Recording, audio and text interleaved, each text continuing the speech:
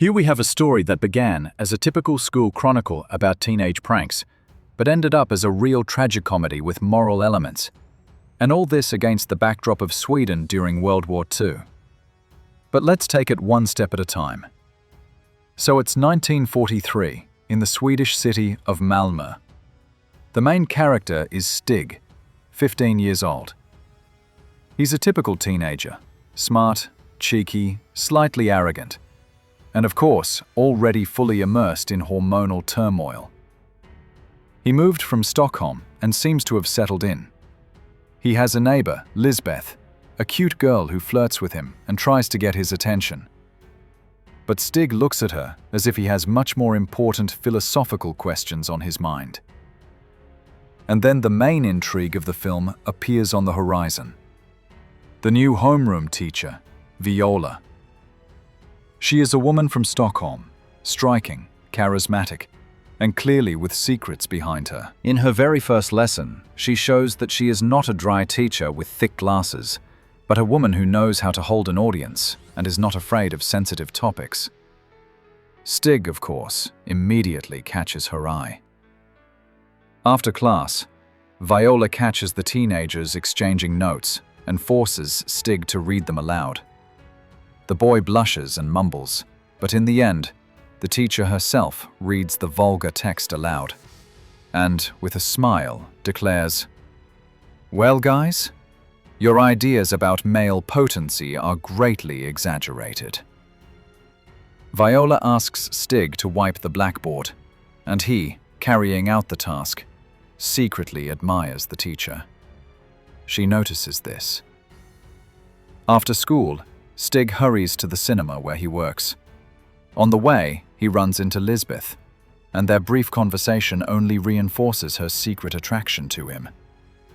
The girl even tries to speak with a Stockholm accent for the sake of the guy.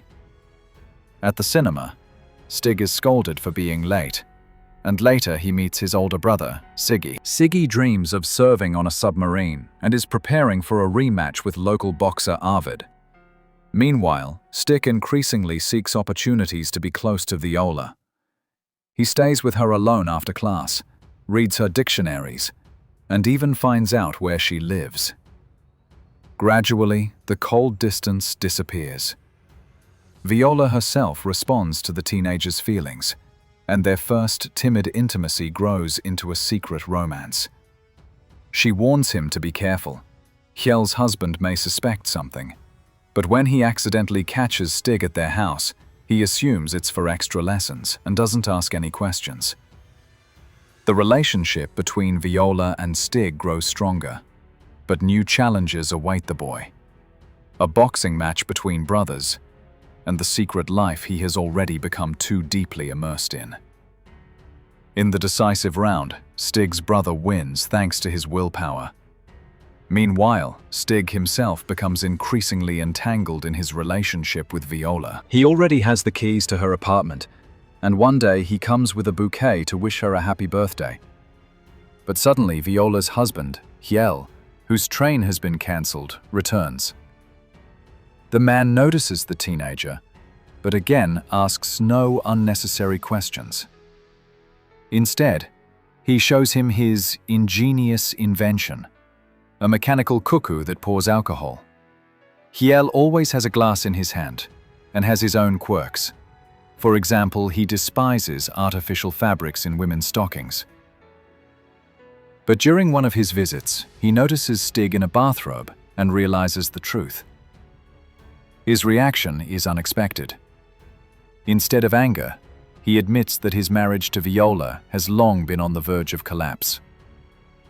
Just a week after the wedding, he himself cheated on his wife, unable to cope with his weaknesses. Soon, Stig receives a letter from his brother. Inside is a riddle from childhood, the word wolf. The guy doesn't yet know how dark the meaning of this code will turn out to be. Gradually, a strange kind of friendship develops between Kjell and Stig. They play soccer and talk. But at the same time, Lisbeth is preparing for an important step. She wants to be alone with him for the first time. At a family celebration, she lures Stig into her apartment and shyly shows him Eve's costume. But the young man rejects her, leaving the girl in humiliating confusion. Stig, on the contrary, is increasingly drawn to Viola. She opens up, admitting that Yell was once a breath of fresh air for her, but quickly faded. Now she lives with him more out of pity. Her husband sinks deeper and deeper into gin, complaining about the collapse of his business. Nylon is replacing his stockings, and the market is collapsing before his eyes. One night, Viola invites Stig to her bedroom, but he unexpectedly refuses and leaves. Later, she arranges to meet him when her husband is not at home. But the young man decides to spend time with Lisbeth instead. In the school locker room, he hides in a gymnastics horse and passes the girl a note. She comes, and they spend their long-awaited first night together. Lisbeth is happy. Stig is in doubt. Meanwhile, news arrives. The submarine Wolf has disappeared. Stig realizes that this is what his brother meant in his letter. Soon an official telegram arrives, reporting that the boat has disappeared along with its crew. His parents are in shock. His mother is in despair. Against this backdrop, his relationship with Viola falls apart. At the cinema, she sees Stig with Lisbeth and realizes that she has lost her power over him. Viola gets drunk and makes a scene. She demands one last intimate encounter with Stig and accuses him of cheating on her. In the end, she decides to drop him for the second year, so she won't have to see him in her class anymore. Viola takes extreme measures. She tells the principal that Stig is constantly skipping classes and turning in blank tests. This is a blow to the young man. After all, she was the one who dragged him into this dangerous relationship. In response, he tries to threaten to tell everyone about their affair, but the woman just smiles. No one will believe you.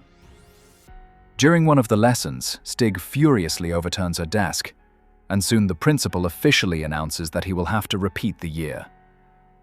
In despair, the boy goes to Viola's house and finds Hjell drunk there. Stig begs him to intervene. His wife could ruin his life. But Hjell, as usual hiding behind a bottle, remains silent.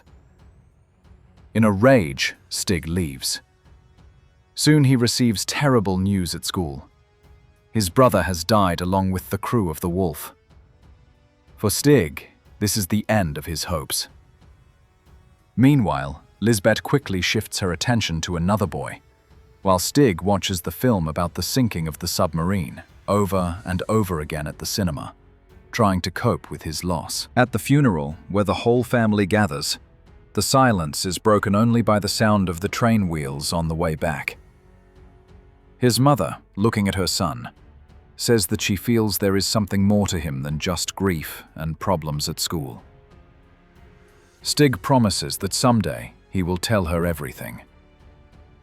At the graduation ceremony, he decides to take a desperate step. In front of his classmates and teachers, Stig humiliates Viola by revealing the truth about their relationship. The scandal destroys the atmosphere in the hall. After that, he bursts into her office and steals all the dictionaries, as a symbolic end to their dangerous story. Thus ends the journey of a teenager who encountered adult passions, the trail, and the death of a loved one too early.